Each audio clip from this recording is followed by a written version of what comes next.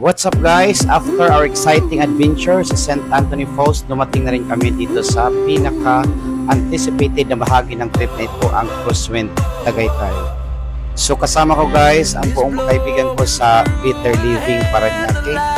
So andito tayo sa isa sa pinakamagandang villages dito sa may Tagaytay, ang Crosswind. Kung titingnan nyo sa labas, it's inspired by a Swiss countryside community. So kilala ito sa napakaraming pine trees at sa relaxing mountains. So andito na tayo sa isla namin sa Grand Quartier.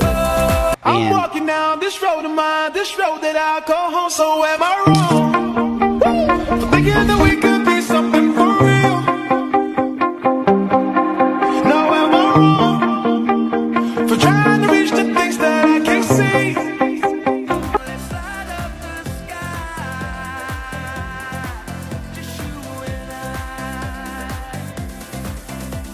Guys, andito tayo. Dr. Joe ba? Big Joe. Big Joe, Dr. Joe. Dr. Joe. So first visit namin guys is dito sa Windmill Coffee Shop. So unang dating pa lang TikTok na ang isip kasi mga TikToker yata yung mga kasama ko. Pero ang galing naman nila kasi ang bilis nilang matuto. So nag-practice kami ng isang TikTok dito. So ito yung kinalabasan ng pinaktisan namin. Sobrang saya din pala mag TikTok, no? So guys, once. Sama ng loob, nalilimutan ko. Mamang sorbetero, tayo'y sumayaw. Kalimbang mong hawak, muling ikaw ay batang munti sa'yo'y naghihintay. Bigyang ligaya ngayong tagaraw.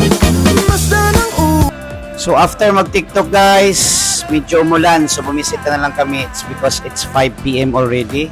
So bumisita kami sa isang kainan dito sa may Tagaytay. Actually guys, isa sa mga bagay na gustong-gusto ng mga tao dito sa Tagaytay ay hindi lang ang malamig na klima at magandang tanawin. Kilala rin ito sa bilang isa sa mga food destination sa Pilipinas. So ito yung Barrio Fiesta na pinuntahan namin. Kalimutan ko lang yung pangalan. So mula sa mga local restaurants hanggang sa mga cozy cafes, maraming pagpipilian dito. So ito naman dito, hindi naman sobrang mahal, 350 to 700 yata per order, pero good for 4 na siguro. So hamang lumalamig ang hangin at unti-unting dumilim ang paligid, mas may special ang simpleng kainan dito kasi nasa tuktok ka ng mundok, di ba? So, sabi nga nila, food tastes better when shared with good company. So, ito yung isang magandang kainan din dito. So, dito guys, ang daming tao. So, nagtataka din ako kung bakit maraming tao doon, especially dito sa Cafe Roux. Kasi, ang Tagaytay pala is may kakaibang charm ang lugar na ito. So, hindi naman ito kalayuan sa Metro Manila, pero parang pakiramdam niya ay naging malayo ka sa maingay at pagod ng lungsod. So yan, nasa coffee shop tayo. Ito yung pinakamaligang coffee shop na pinuntahan namin.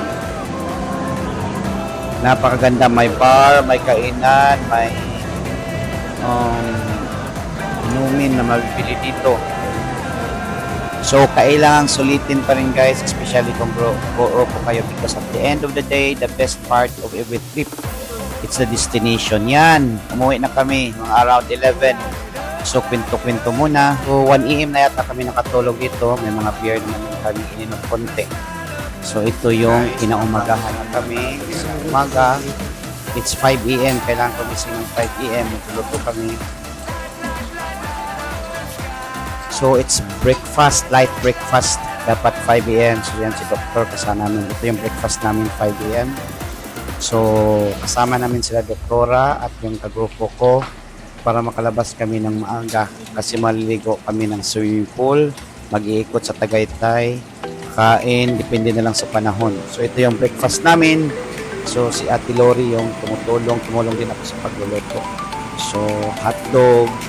What's good in group also guys kasi nag-aambagan lang kayo. Yan, yung breakfast namin with corned beef. Welcome to Sergio So, TV. si Doktor yung So this is our pinakamalakas breakfast, na June kasama namin. 13. Tsaka yung asawa niya si Doktora. Thank So you ito very lang much yung sa mga among kapitbahay ko ito guys, President sa Bitter Living, kung saan Major medyo Sponsor. ito yung mga kagrupo ko. Yan, Board. vlogger din yan, si Lloyd's Choice. So it's breakfast already. So it's time to relax. This is our area. Nirintahan namin sa So hi Grand guys, andito tayo Quartier. sa my Grand Quartier 1 in Tagaytay.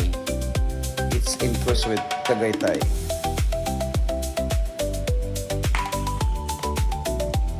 Okay, first stop namin is maliligo sa swimming pool. So ito yung lugar kung saan kami nakatira. Yan, Grand Quartier. Ilang ko mga 6,000 siguro per night dito. Sponsored by Dr. Nathan Rilos. So yan guys, mahilig din So hi pala guys, mag-TikTok andito yung tayo mga sa Grand Quartier 1 in Tagaytay. So ito yung accommodation namin for 1 night and 2 days. So it's in Cruisewind.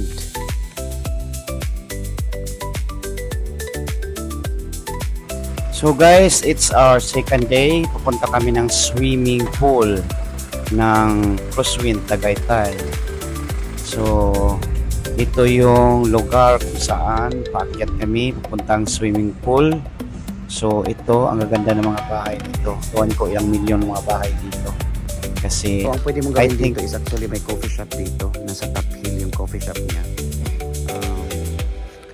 Sa mga hindi naka-check-in, it's I think 1,000 pesos consumable. So bibili ka ng 1,000 ng worth of coffee para makapasok ka dito sa Grand Quartier. So ang may-ari daw dito is si Manny Villa.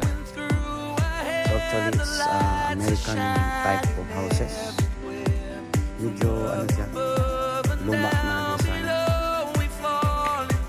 Ang daming pine tree dito.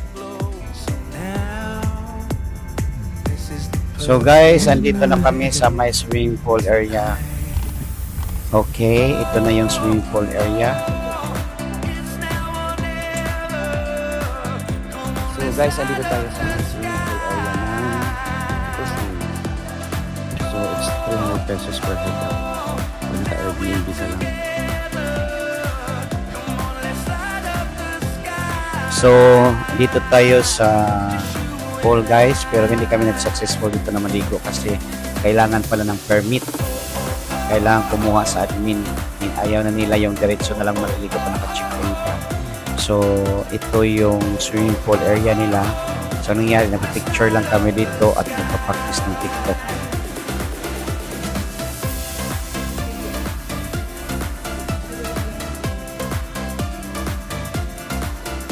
Security, parang wala naman. Yan guys, upo lang kami nagpaplano kung ano yung TikTok namin. Maganda naman yung pool, Alam mo naman hindi ganong kalakihan pero malinis naman yung tubig. Ayun, So guys, andito darating yung lang mga yun. vlogger Wala kami ngayon sandali, kasi nag-video at nila saka yung picture. Cruisewind. Ito si Lloyd's Choice pala na may ilang subscriber na. Kasama ko ang Mga isang ilang vlogger viral. din guys, Lloyd's Pero mayroon Choice. isang nag-viral. So guys, nag-practice ka lang kami ng TikTok dyan. Oo, So sa ito na yung food. sayaw namin sa May isa? TikTok. Pakita ko 10,000. sa'yo. Okay guys, watch it. Yung sa food, Para lang sa'yo, ang giling-giling ko. Para lang sa'yo, ang giling-giling ko. Para lang sa'yo, ang giling-giling ko. Para lang sa'yo, ang giling-giling ko. Mapapa-ulala. Mapapa-ulala. So, ayun guys, mga TikToker pala yung mga kasama ko. So, andito na naman kami ngayon sa helipad ng Cruisewind. So, pwede pala dito yung mga helicopter. Kung may helicopter ka, dito ka sa helipad nila. So, pwede ka dito. So, nag-TikTok na naman kami dito guys. Para lang sa'yo, ang giling-giling ko. Para lang sa'yo, ang giling-giling ko. Para lang sa'yo, ang giling-giling ko. Para lang sa'yo, ang giling-giling ko. Mapapa-ulala. Mapapa-ulala. So guys, after exploring the Cruisewind, decide kami mag-relax muna dito sa Napa sa loob ng Cruisewind Residence. Isa ito sa pinakasikat na spot sa Cruisewind. Kung pagdating mo pa lang, mararamdaman mo na agad ang cozy at relaxing atmosphere. napapalibutan ng pine trees, malamig na hangin at perfect talaga para sa isang coffee break. Habang So guys, andito tayo sa Napa. Napa is Puswins. So may coffee shop dito. Magkano ba yung coffee shop dito? Nasa around 350. 280 to 350 pesos. So kung mapasok ka dito, usually dapat magkaroon ka ng bayad for 1,000. Kung isang sasakyan kayo, pwede kayo pumasok dito ang about 1,000. Mag-spend ka pag makapasok ka dito.